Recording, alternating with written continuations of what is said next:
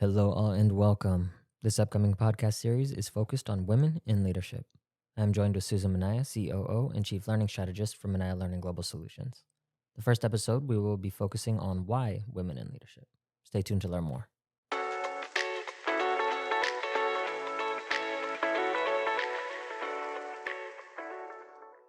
Hi, Susan. Thank you for joining. Hi, Dario. Thank you so much for having me. This is really a passion topic for me, women in leadership, so I'm super excited to be here with you today. Now, as we start to discuss women in leadership, I'd like to hear a little bit more about your background. Of course, obviously being a woman yourself and also being in a leadership role. Sure, you're right. I am a woman. I am in a leadership role. I'm a COO for our organization. But, I think back to this question, it reminds me, taking me back to my earlier in my career. When I was really a proven professional in my field, I had kind of, cut my teeth, had some experiences, and I was looking to grow in my career. I wanted to be moving up into higher levels of leadership.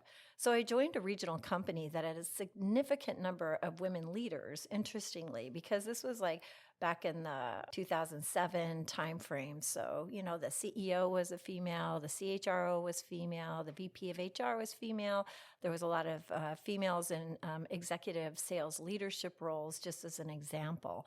And so I had them as role models. But one thing that was kind of interesting is that I didn't have access to them, like as mentors. There wasn't a formal mentor program.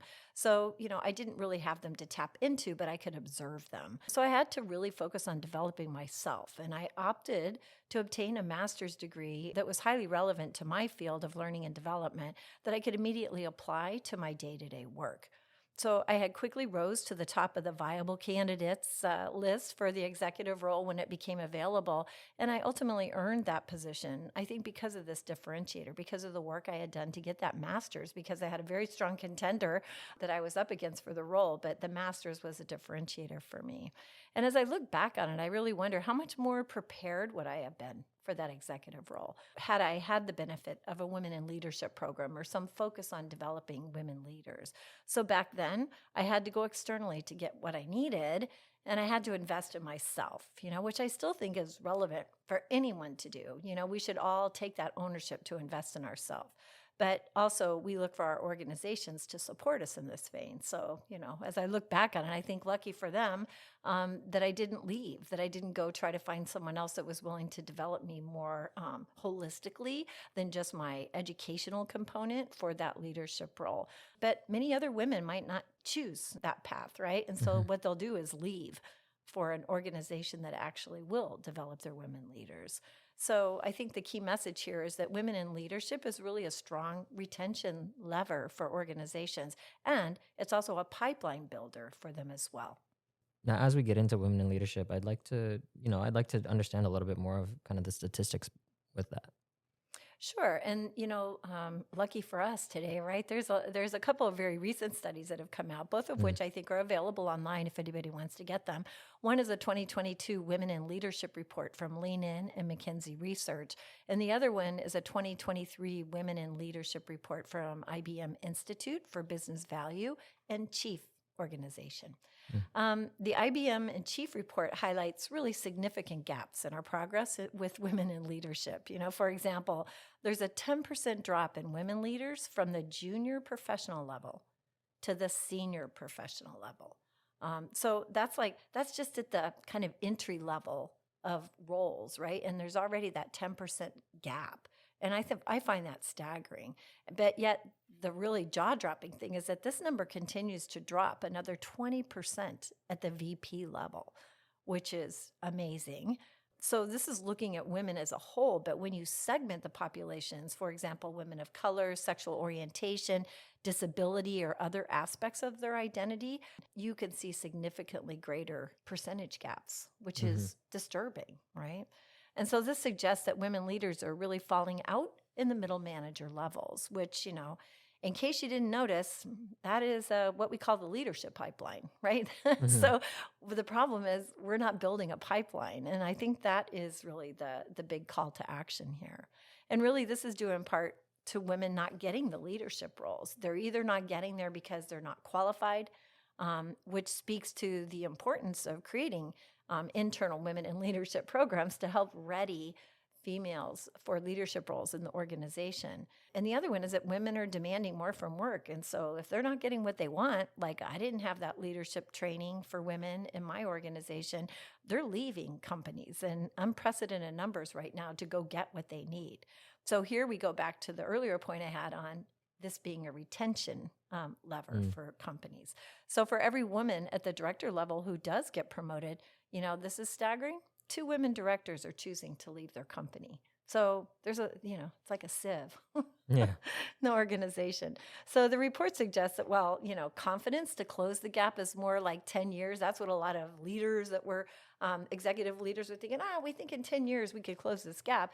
But, to get to gender parity, well, I think the reality here, really the reports are saying it's more like 3 decades. 3 decades. Yeah. Can you imagine? It's 2023. 30, 40, 53.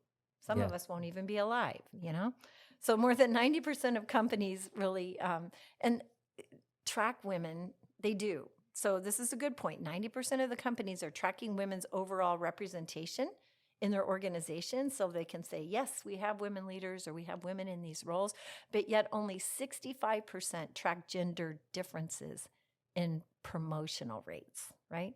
So we could say across the board, it looks diluted. We have this many women in leadership, but they're all sitting at the junior level. There's not that many in other areas. So there's, in the Lean In and McKinsey study, they pointed out that in spite of the increase in implementing career development planning, because it has been, there's been a real focus on that for women, diversity training and the creation of women's networking groups. There's still biases. There are still biases. And attributes perceived as critical for leadership are still showing up to be very gendered. So the IBM Chief Report, really, I recommend you look at that, has the results of the prioritized attributes list for women and men leaders and in the report, and it really does support this notion of bias. So the problem here is that leadership attributes really should be for anyone applying for a leadership role, and there should not be expectations based on gender about how you show up for that role or what we're looking for someone we're going to hire. Yeah. Those attributes should be specific to the role, not gender. Exactly. But, the data suggests that's not the case. So again, we go back to there's still that bias. I'd like to progress the conversation just a little bit more in discussing the impact of women leaders. So how is that different? And I guess what I'm looking more for here is women in leadership roles. What are some of the key benefits of that, as well as challenges that women leaders face? Yeah, so I think diversity, I want to start out with this point. Diversity in any form in leadership just creates better organizational results. It just does. It's a proven fact. And, differentiating women leader impacts from that of men can, I think, best be exemplified in a book by Dr. Patricia Gabot called Times Now for Women Healthcare Leaders.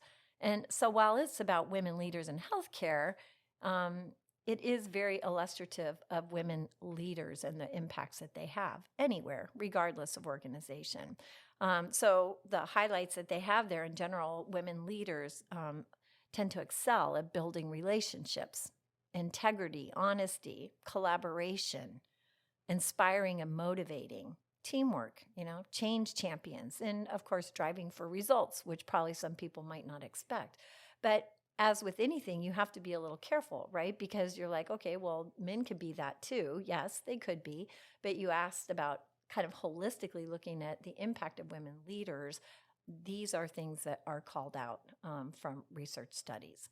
So you see there kind of the human side of leadership, I suppose, in some ways. They're really more about connecting, relationship, and communication, which is, permeates all of these things that I called out. The communication is really a key piece. Now we talk about some of the challenges. You have a woman that's very assertive or speaks her mind or calls things out, and when she wants to challenge them, and she's thought of as being bossy or other words that we might not want to say here today, right? So that's kind of a bias that people have, like between men and women. If a man did it, it might come across as he's just asserting himself, but when a woman does it, the perception is that she's bossy or that she's just belligerent a little bit. But when you talk about the challenges, I mean, I think that's one thing that also is fair to call out, and I think a lot of women leaders struggle with this concept or notion of imposter syndrome. I personally feel like, yes, women struggle with that, but I think anyone can struggle with imposter syndrome.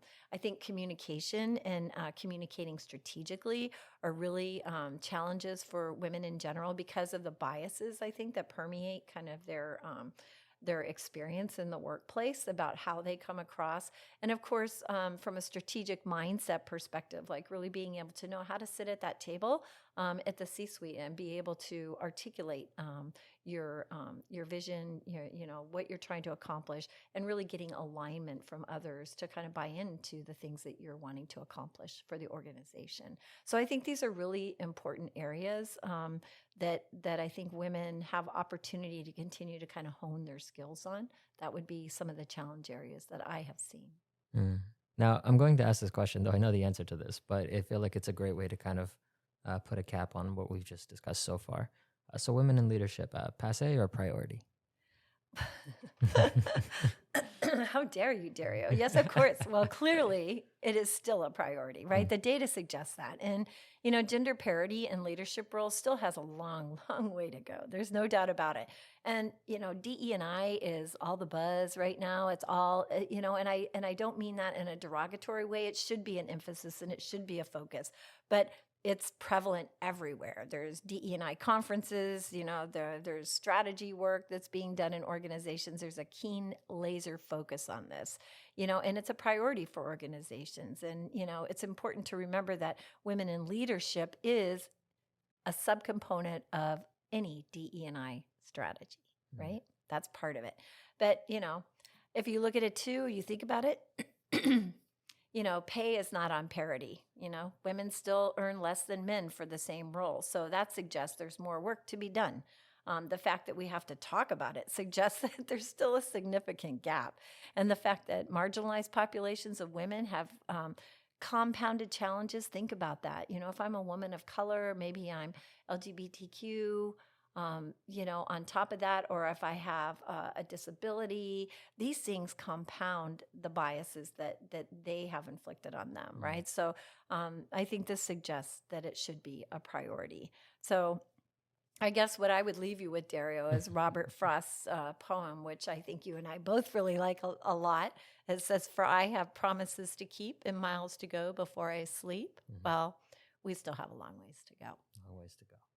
Well, thank you very much, Susan, for touching on such an important topic such as why women in leadership. Is there anything else you'd like to share with our listeners before? I don't think so. Thank you so much for the opportunity. Are we going to continue the conversation? Oh, yes. I look forward to our upcoming discussions and episodes. In our next episode, we will be focused on women in leadership as part of a broader DE&I strategy. Until next time.